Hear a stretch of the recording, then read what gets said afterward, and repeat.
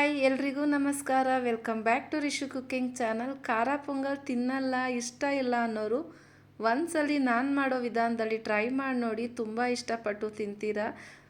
ಸಿಂಪಲಾಗೆ ಟೇಸ್ಟಿಯಾಗಿ ಇರುತ್ತೆ. ಹಾಗಾದರೆ ರೆಸಿಪಿ ಸ್ಟಾರ್ಟ್ ಮಾಡೋಣವಾ?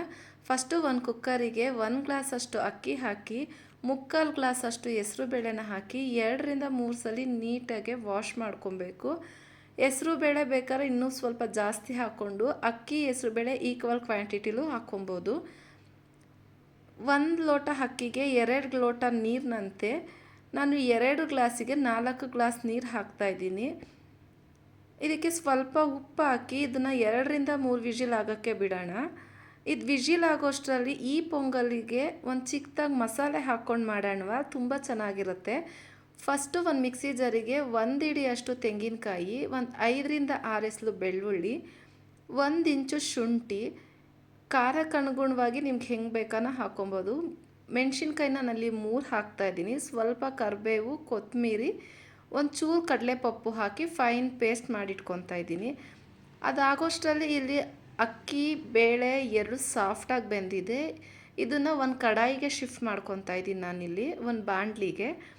ಈ ಶಿಫ್ಟ್ ಮಾಡಿರೋ ಬಾಣಲಿನ ನಾನು ಸ್ಟವ್ ಮೇಲೆ ಇಟ್ಟು ನಾನು ರುಬ್ಬಿರೋ ಅಂತಹ ಮಸಾಲೆನೂ ಇದಕ್ಕೆ ಆ್ಯಡ್ ಮಾಡ್ತಾ ಇದ್ದೀನಿ. ಮಸಾಲೆ ಜಾರ್ಗೆ ಸ್ವಲ್ಪ ನೀರು ಹಾಕಿ ಅದನ್ನು ಸೇರಿಸ್ತಾ ಇದ್ದೀನಿ. ನೀವು ನಿಮ್ಮ ಕನ್ಸಿಸ್ಟೆನ್ಸಿಗೆ ತಕ್ಕ ಹಾಗೆ ನೀರನ್ನ ಅಡ್ಜಸ್ಟ್ ಮಾಡ್ಕೊಬೋದು. ಗಟ್ಟಿ ಬೇಕಾದರೆ, ತೆಳು ಬೇಕಾದರೆ, ಹೆಂಗೆ ಬೇಕು ಹಂಗೆ ಅಡ್ಜಸ್ಟ್ ಮಾಡ್ಕೊಬೋದು. ಬಿಸಿ ನೀರನ್ನು ಹಾಕ್ಕೊಳ್ಳಿ, ತಣ್ಣೀರನ್ನು ಹಾಕ್ಕೊಳ್ಳಿ. ನೀಟಾಗಿ ಕನ್ಸಿಸ್ಟೆನ್ಸಿ ಕರೆಕ್ಟಾಗಿ ಮಾಡ್ಕೊಂಡಾದಮೇಲೆ ಇದಕ್ಕೆ ನಾನು ಸ್ವಲ್ಪ ಉಪ್ಪು ಹಾಕ್ತಾಯಿದ್ದೀನಿ, ರುಚಿಗೆ ತಕ್ಕಷ್ಟು. ನೀವು ನೋಡಿ ಹಾಕ್ಕೊಳ್ಳಿ, ಯಾಕಂದರೆ ಅಕ್ಕಿ ಬೇಯಬೇಕಾದ್ರೂ ನಾವು ಉಪ್ಪು ಹಾಕಿರ್ತೀವಲ್ವ, ಹಾಗಾಗಿ.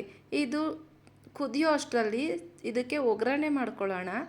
ಒಗ್ಗರಣೆ ಬೌಲ್ಗೆ ನಾನು 2-3 ಟೇಬಲ್ ಸ್ಪೂನ್ ಆಯಿಲ್ ಹಾಕಿ, 1/2 ಟೇಬಲ್ ಸ್ಪೂನ್ ಸಾಸಿವೆ, 1 ಟೇಬಲ್ ಸ್ಪೂನ್ ಜೀರಿಗೆ, 1 ಟೇಬಲ್ ಸ್ಪೂನ್ ಕರಿಮೆಣಸನ್ನು ಹಾಕಿ ಫ್ರೈ ಮಾಡಿಕೊಂಡು ಇದಕ್ಕೆ ಸ್ವಲ್ಪ ಕರ್ಬೇವಿನ ಸೊಪ್ಪು, 2 ಹಸಿಮೆಣಸಿನ್ಕಾಯಿ ನೀವು ಟೇಸ್ಟಿಗೆ ಹಾಕ್ತಾಯಿದ್ದೀನಿ. ಯಾಕಂದರೆ ರುಬ್ಬಾಗೂ ಹಾಕಿರ್ತೀವಲ್ವ, ಹಾಗಾಗಿ ಇಲ್ಲೊಂದು 2 ಹಾಕ್ತಾಯಿದ್ದೀನಿ ಅಷ್ಟೇ.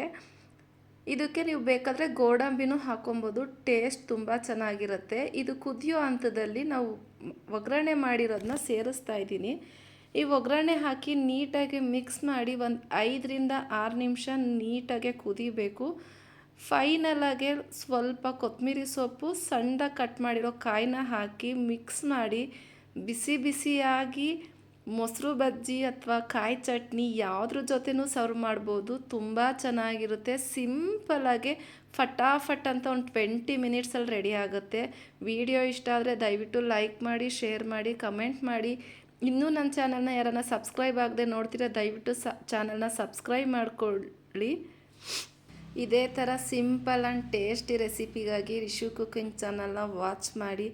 Thank you for watching. ಮುಂದಿನ ವಿಡಿಯೋದಲ್ಲಿ ಇದೇ ಥರ ಸಿಂಪಲ್ ರೆಸಿಪಿಯೊಂದಿಗೆ ಸಿಗ್ತೀನಿ. ಬಾಯ್.